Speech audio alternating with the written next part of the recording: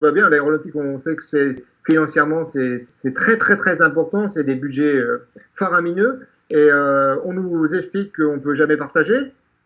Par contre, là, on est dans un coup dur. Bon, bah, ça, on veut bien le reconnaître, que ça va pas être facile en aéronautique. Hein. Il faut relancer la machine. Hein. Mais il ne faut pas qu'on nous fasse croire que ça y est, c'est terminé. Profiter de la crise, c'est innommable. Quelque chose comme ça. C'est vraiment des voyous. C'est des patrons voyous. Là, c'est clair.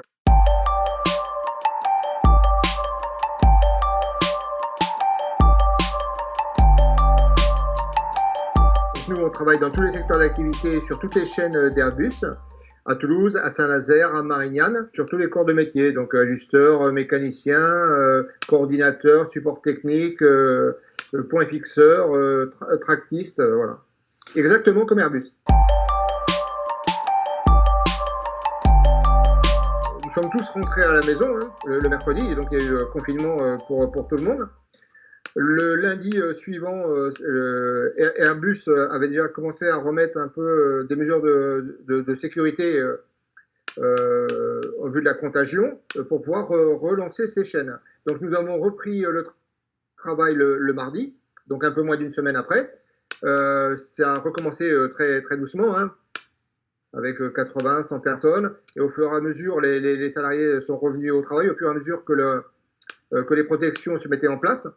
Là, actuellement, nous avons à peu près 750 salariés qui sont sur site et une centaine qui sont en télétravail. Donc, les autres salariés sont payés en chômage partiel.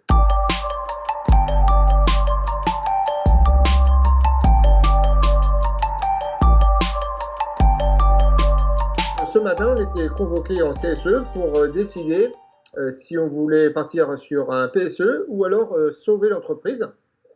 C'est bien les termes qui ont été employés, hein, à travers cet accord de compétitivité. Ces accords de performance collective, on peut y mettre un peu tout et n'importe quoi, c'est suite aux ordonnances Macron. Donc on peut baisser les salaires, supprimer les primes, les avantages sociaux, prendre des congés payés. Donc nous, mercredi, la direction a mis un peu tout sur la table. Donc la suppression du 13e mois, la suppression des indemnités de transport, la suppression de l'indemnité repas, qui serait remplacé par des chèques repas, sous la pression d'un PSE qui a été annoncé. Hein, on a annoncé 700 salariés en licenciement économique. Sous cette pression-là, ils mettent en avant cet accord qui pourrait sauver l'entreprise, mais pas complètement, mais au moins sauver l'entreprise.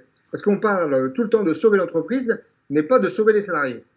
C'est ça le discours de notre président. Pour l'instant, c'est juste des pistes qu'ils ont lancées. Pour pouvoir vraiment faire peur aux gens, en disant, voilà, si cet accord-là n'est pas signé, le PSE va être effectif, on va lancer le PSE au mois de mai. Mais comme la rentabilité n'est pas tenue, l'actionnaire a dit, on lance le PSE, même à l'issue de cet accord, de cette négociation d'accord. Comme dit le président, M. Lanette, pour être compétitif auprès d'Airbus quand les affaires vont reprendre, hein, quand les chaînes vont ouvrir et que l'activité va vraiment reprendre, il faut pouvoir présenter une feuille de route bien propre, avec des acquis sociaux qui sont au ras des pâquerettes, des salaires qui sont au ras des pâquerettes, pour pouvoir vraiment bien se vendre auprès d'Airbus. Dès le premier jour, le chômage partiel a été activé. Il a été demandé jusqu'au 19 septembre 2020, donc il a été prolongé. Donc, dans tous les cas, les salariés sont en chômage partiel et l'entreprise ne subvient pas aux besoins ne règle pas les salaires des salariés qui sont en chômage partiel. Sur un panel de 300 salariés, parce qu'on a eu très peu de temps, donc on a pu, vu que le confinement était encore effectif la semaine dernière, donc ça a été très difficile de rencontrer les gens. Donc, on a fait un peu avec les réseaux sociaux, par téléphone. Donc, sur à peu près 300 salariés, il y a une dizaine de salariés qui sont prêts à perdre ces acquis, mais ponctuellement. C'est-à-dire, vraiment, ils sont prêts à faire un effort, mais pas à perdre définitivement ces acquis. Donc, ça fait 10 personnes sur 300. On nous a toujours soutenu que le groupe nous viendrait en aide s'il y avait des difficultés financières. Et là, on s'aperçoit que la rentabilité, la feuille de route qui a été donnée à M. Lanette en début d'année avec une rentabilité très importante, n'est pas tenue, mais c'est pas pour ça que le groupe de Richebourg dit on va baisser la rentabilité. Non, non, on continue à demander la même rentabilité, et ça sur le dos des salariés. Ça passera certainement par des débrayages, parce que je pense que les salariés sont prêts à aller assez loin dans la lutte, parce que non seulement ils ne veulent pas perdre leur emploi, mais en plus ils ne veulent pas perdre leurs acquis sociaux. Car on a reçu des mails des gens en pleurs, déjà, ça c'est clair, hein, parce que les gens, on a reçu des mails qui nous disent mais moi comment je vais faire pour rembourser la maison. Les gens ont fait leur vie, ont bâti leur budget sur ces acquis sociaux. Donc s'ils disparaissent, c'est comme si on les mettait au chômage.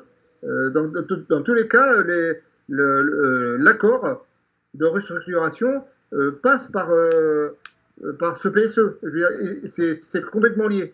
Voilà. Il ne peut pas y avoir ni d'accord ni de PSE. Voilà. C'est là-dessus qu'on va se battre. Nous, on ne va absolument rien lâcher.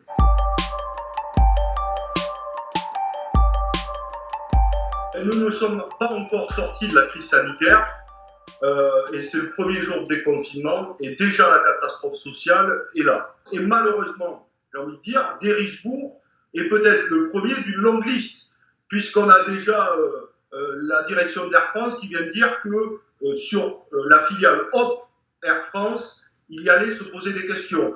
Il y a aussi les ministres Djebari, Bruno Le Maire et M. Darmanin qui ont refusé de prêter 2 milliards d'euros de prêts garantis à la SNCF en disant qu'il allait falloir reconfigurer l'entreprise. Et derrière ce beau terme, ça veut dire des plans de licenciement. Donc tout ceci n'est pas acceptable, ce n'est pas aux salariés de payer la crise, et surtout c'est un chantage inacceptable de la part de la direction. Soit vous revenez sur les conquis sociaux, et de toute façon, vous aurez une petite mort au mois de septembre, soit c'est dès maintenant qu'on licencie la moitié des salariés. Et c'est le premier jour du déconfinement, ils n'avaient même pas repris le travail. Donc évidemment, plein soutien aux salariés et aux syndicalistes mobilisés. Et dans beaucoup de boîtes, le chantage à l'emploi pourrait être celui-ci dans les prochaines semaines, notamment ce qu'a dit le patron du MEDEF, il faut se rappeler, ou même des ministres comme Agnès Pannier-Runacher qui a dit qu'il allait falloir retrousser les manches. Derrière, ça veut dire fin des 35 heures, rogner sur les congés payés. S'il n'y a pas une perspective industrielle dans le pays pour relancer la machine qui s'appuie, je le redis, sur des critères sociaux et environnementaux forts, alors nous repartirons comme avant. Et d'ici 1 an ou 2, ce sont les actionnaires qui engrangeront les dividendes et ce seront les salariés qui auront sué des larmes et du sang pour éponger les dettes de cette crise sanitaire. Ce n'est pas possible.